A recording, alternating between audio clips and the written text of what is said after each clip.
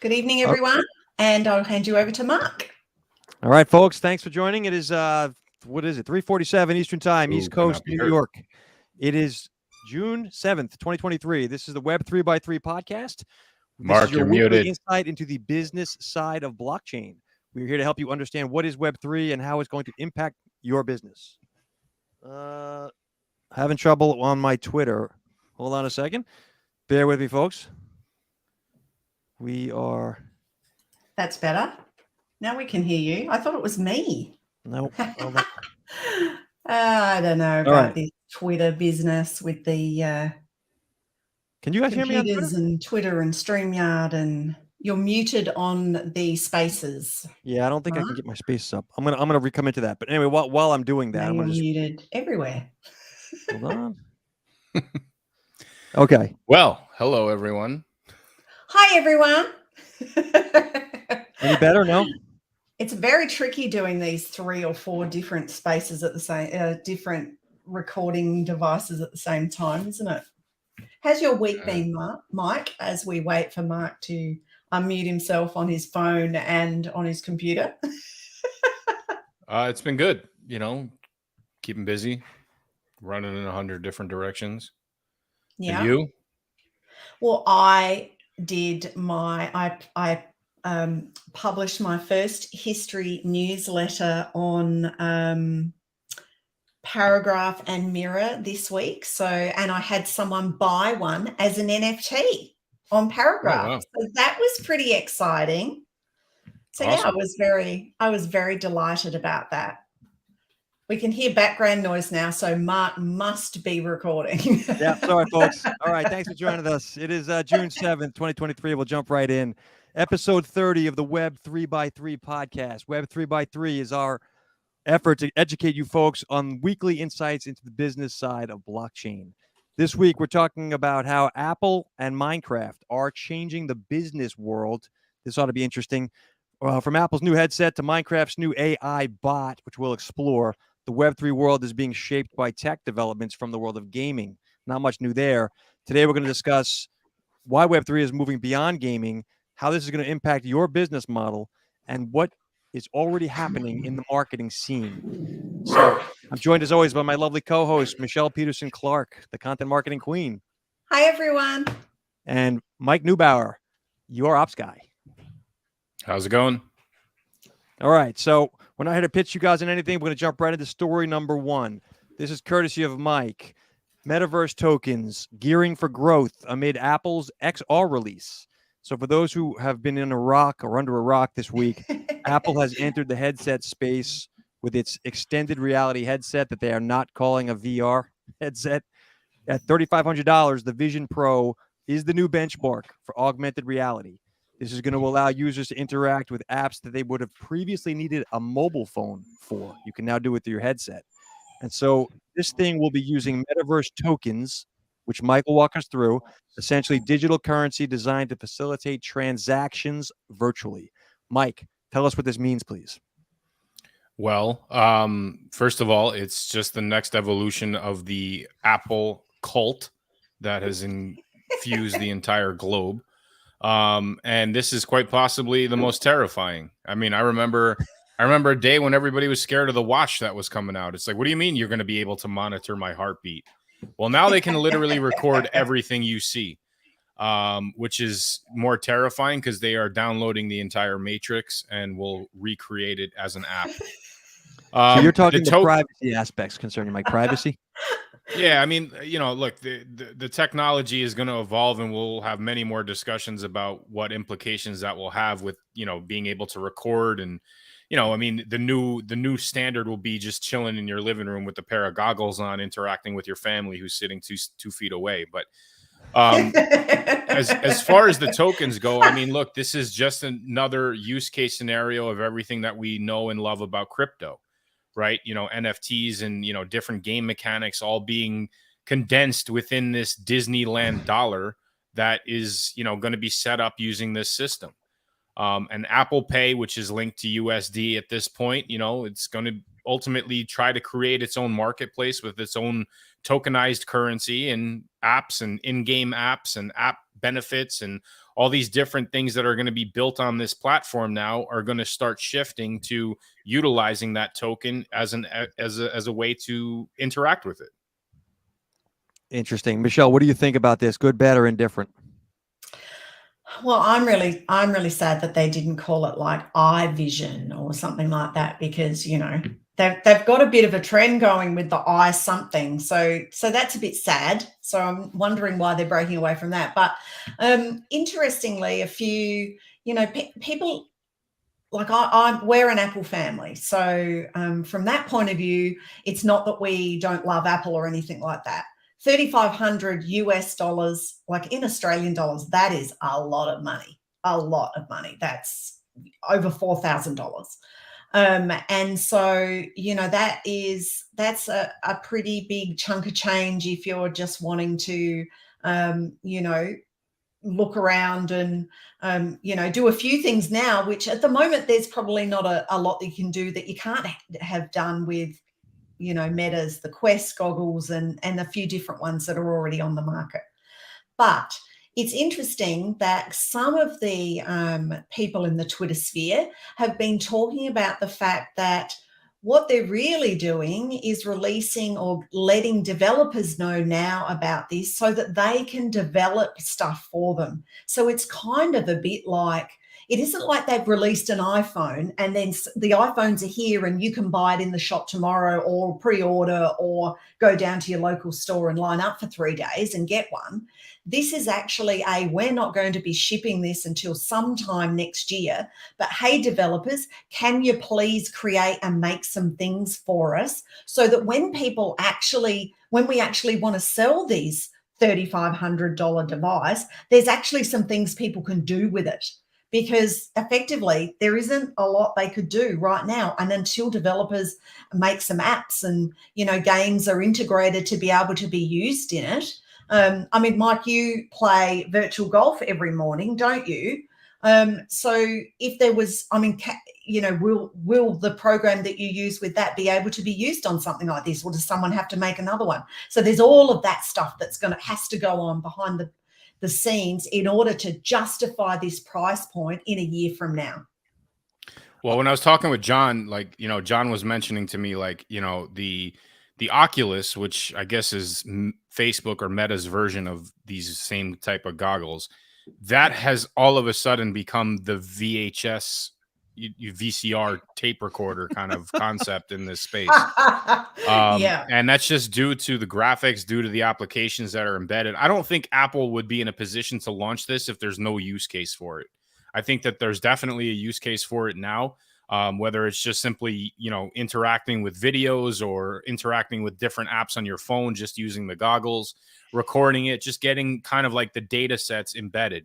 Now, the rule of thumb with Apple is you never be the first one in line to buy it, because clearly there's going to be mistakes and errors that, you know, you definitely don't want to pay for on the front end.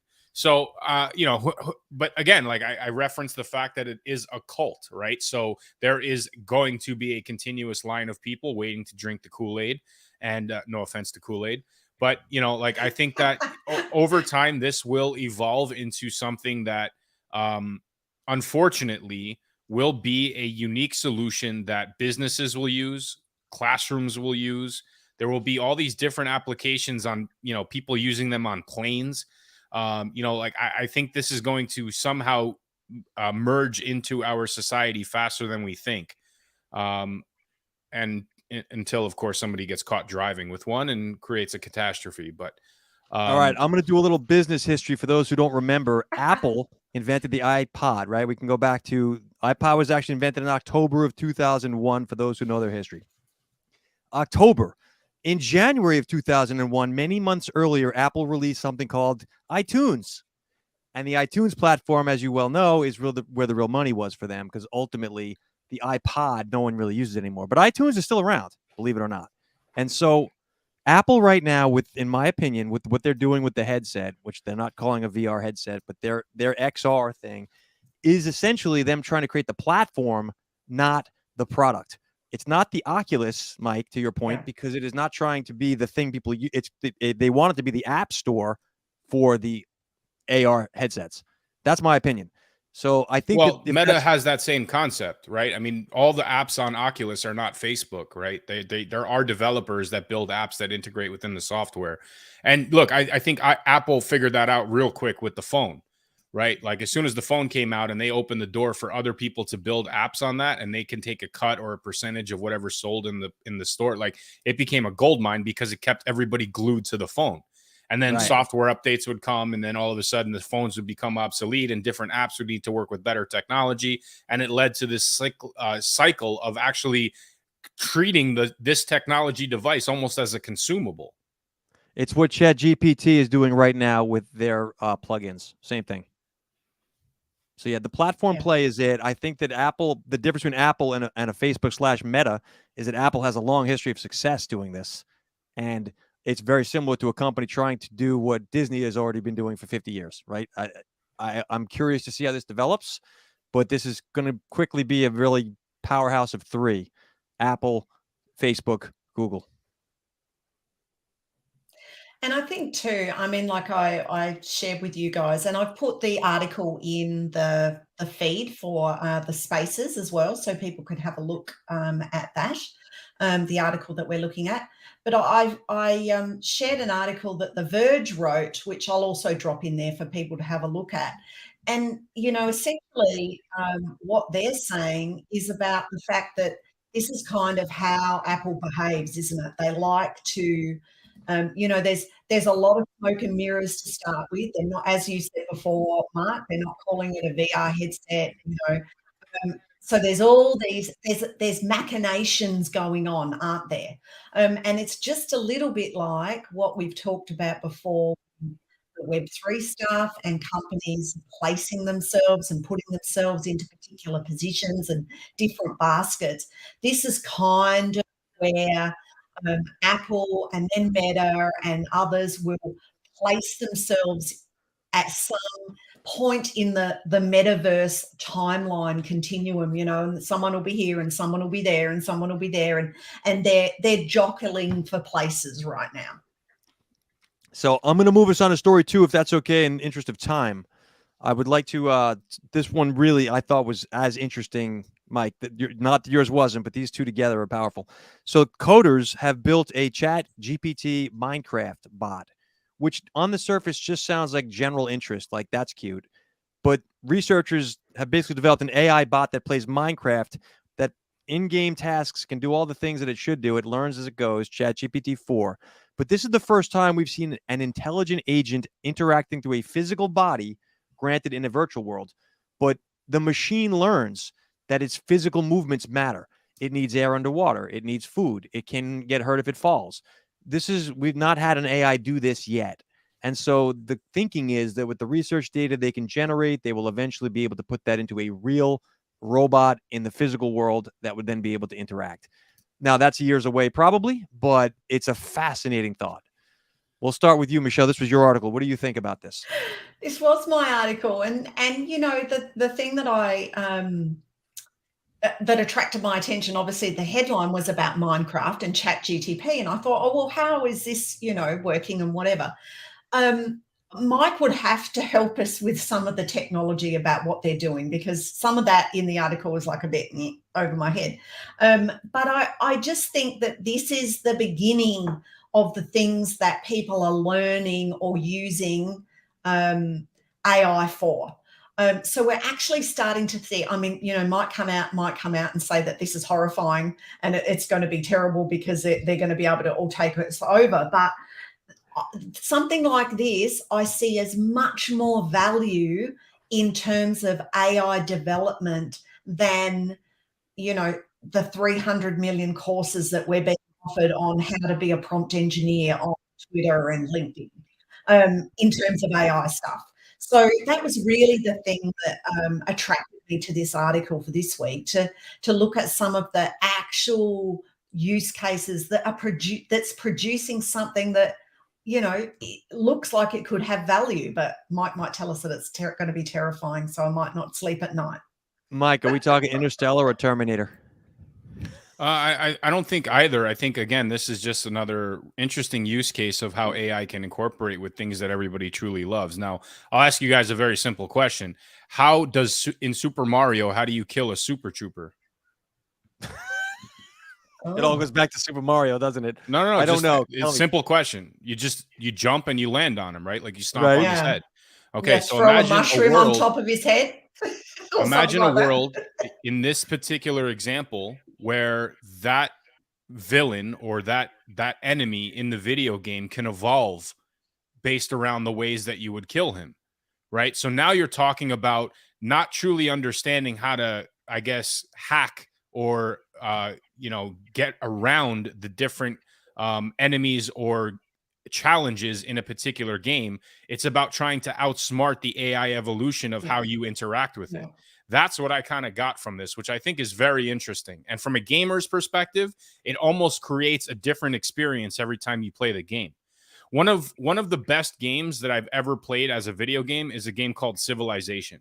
Okay, it's a computer game, and you basically start as a caveman, and you have to like launch a rocket to the moon. And you go through all these different phases of religion and, currency and farming and food. And like, there's so many different aspects about building your civilization. And it is impossible to have the same game experience 2 times in a row. Yeah. Right. So each time you play, you can play as a different civilization with different types of, benefits and features. And, this is almost creating that exact same experience, but for every game. Right. So like, that's really what I think the value of something like this comes in. The skeptical side of me, though, it still says, look, there's still a lot of fingerprints on this AI. So the AI will only be able to perform functions on whatever it is informed to do. So the thing that comes to my mind, my crypto marketing experience here, is the pay-to-play gaming ecosystem will be decimated in time. If you can have a machine, you're just not going to beat it. And so this is... What if you have to pay to enhance your experience in playing and therefore enhance the AI experience? Agreed. But the minute I know that there's Agent GPT is up against me potentially, like it's one thing when I know I'm fighting some kid in Asia who's been playing the game 18 hours a day and he's just really good. It's another thing when I know it's a machine or potentially. Then I might not want to spend my dollar. I'm just saying like these are conversations that will happen in the gaming world. Well, we're treating this intellectual, quote unquote AI piece of the puzzle that has an infinite ceiling of capabilities. What if that ceiling is capped and the only way to unlock that cap is to pay more? Yeah, I can see that. And to argue against myself in the casino world of card playing or gaming, in like Vegas, there's that the stack is against you and yet people play anyway. Yes, because it's entertainment, isn't it? And that's part of the reason for playing. I mean, and the other thing too is like Minecraft is, I looked it up before, 140 million users a month play Minecraft. They've over the lifetime of the game, they've earned $3 billion with a B $1 billion over in-game purchases. So people love this game or love this world that they create.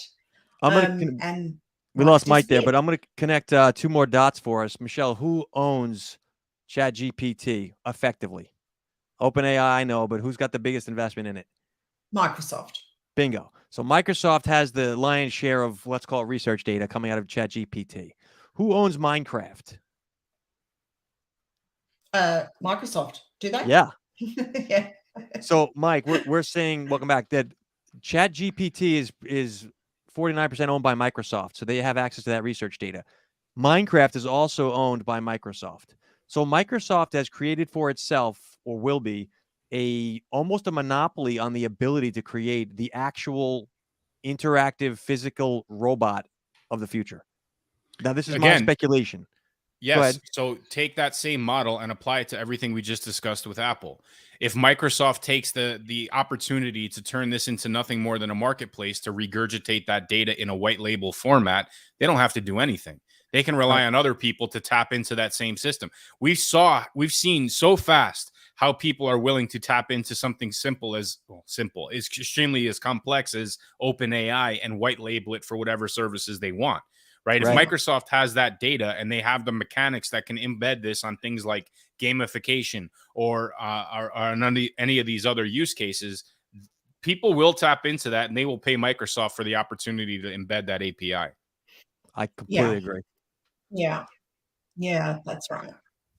All right, I'm taking And us I've to story number.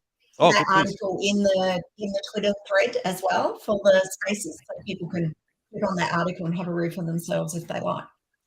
Our final piece this week is going to be something I found that Coinbase has apparently put out some research, actual formal white paper stuff. AI and crypto merge represents major opportunity. It goes on to discuss how the combination of both AI and blockchain represents specifically entrepreneurial opportunity.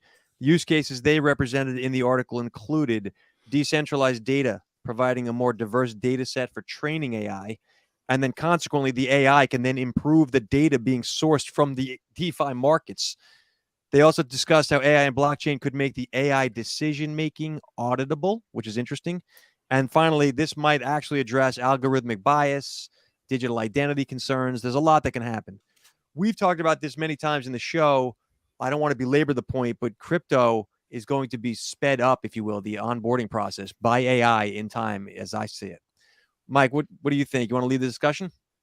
Yeah. So, you asked me earlier what if I thought it was a Terminator moment. Like, this could literally be that moment financially, right? So, I mean, we all know how volatile the crypto market is, right? Especially those that have liquidity pools and specific elements to major market caps.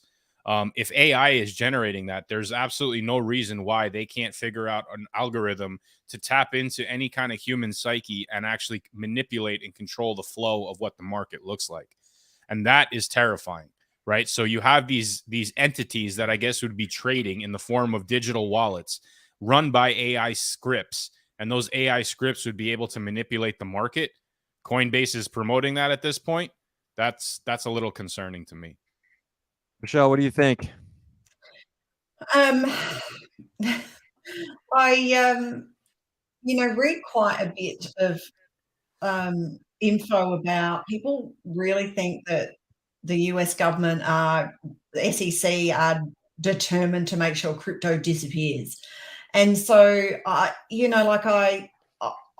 watch and listen with interest about how back and forth some of this stuff goes all the time. And I don't know. Things obviously need to settle, and I think that until the economies, and Australia is the same, in the UK as well, like I've got sort of feet in two camps, let alone you guys. I think that there's going to be a lot more pain for things to come before things settle down and we get some kind of a rhythm with both of them, normal foreign currencies and crypto stuff. And I don't know, So it's not going to stop any soon. For all the controversy around crypto and the lawsuits going back and forth between Binance, Coinbase, the SEC is suing everybody. With all that going on and this uncertainty, in Chicago, the options exchange there has been approved to trade crypto derivatives. So for those who aren't familiar with the financial world, futures trading of currency enables potential manipulation of the currency, meaning you can control the price of something if you can issue enough futures against it. And so I'm not saying this is borderline tinfoil hat, but if you were going to try to control the pricing of crypto, the way to do that would be with futures. The SEC has not had any problem at all with the U.S. government issuing futures crypto derivatives trading.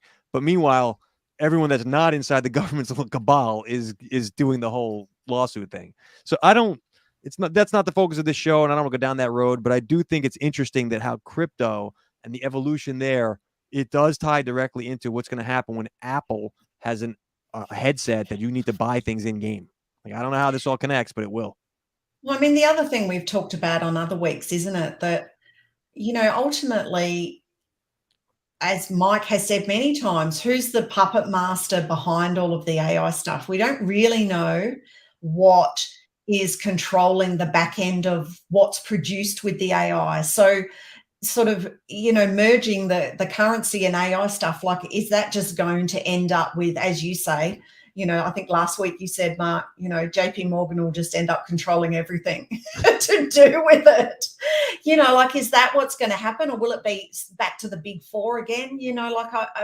That's where the this has come, the decentralization, tongue-tied. The decentralized nature of Web3 has come because people are sick of the centralized nature of Web2. But all the big boys in Web2 are trying to, grab whatever they can or interfere or do whatever they can to stop that more decentralized approach happening. And I think that there's a lot more pain to come, and it won't necessarily be for the people who are in Web3. It will be for the top end of town. I feel like the one big boy, as you put it, that controls everything, though, at this point is the U.S. government. And this is non-conspiratorial. This is just news. There is a movement to de-dollarize across the world. People are concerned about the amount of debt the U.S. has, and so many people don't want to hold treasuries. If this is the case, then the U.S. has to make sure that the value of the dollar is maintained. That's their job. And very definitely crypto represents a threat to that. Now, I don't know what happens after that, but I agree with you that Satoshi Nakamoto had in mind, okay, let's allow an alternative to the dollar. That's the whole purpose of this whole Bitcoin experiment. Yeah.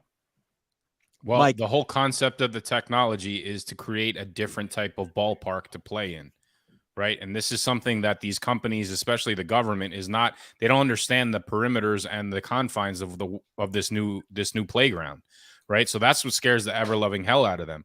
The reality is, as it sits now, other than regulations that can be put in place, they cannot get rid of the technology. It is a global entity, right? That's right. It is not specifically landlocked to one area or another. Like, there are ways to access these concepts of technology. I'll be very careful with the way I explain that, without government interference. And frankly, that's the whole point, right? If we wanted a centralized system, this technology wouldn't have evolved. And if they want their hands in that cookie jar, great. Learn how to play ball rather than just trying to tear down the playground. Right. So this is the time to remind everyone that this is a business discussion for informational purposes only. Nothing here is meant to be investment advice. So do your diligence. I also want to add that if you guys like what you hear, please feel free to subscribe to the Web3x3 on LinkedIn. Web3x3 has its own page. And also, this episode is sponsored by Your Ops Guy, Web3 solutions that turn marketing costs into revenue-generating tools. That's youropsguy.com. I'll close it up with the last thought here, and I'd like to get your both comments on this. Apple and Minecraft are changing business. That was the headline that this whole episode is running under. Web3, now as it enters through Apple's devices, let's call it, and the ability to have monetary transactions and agents that act inside these things, I feel like companies need to start rethinking how they market in a world where it's happening in a virtual reality situation now, not just on an app on your phone.